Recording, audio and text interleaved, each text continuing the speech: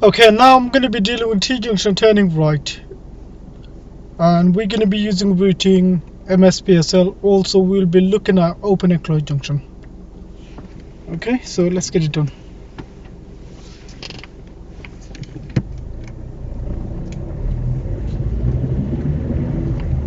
Okay, I could say we're coming to the end of the road. So first of all, I'm going to check my center mirror, right signal, position close to white line.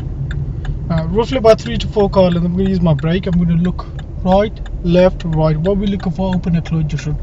This instance is closed, so I'm going to slow it down, clutch down first gear. We're going to go walking speed. I'm keep looking right, left, right. My turning point there, I'm going to turn into the new road.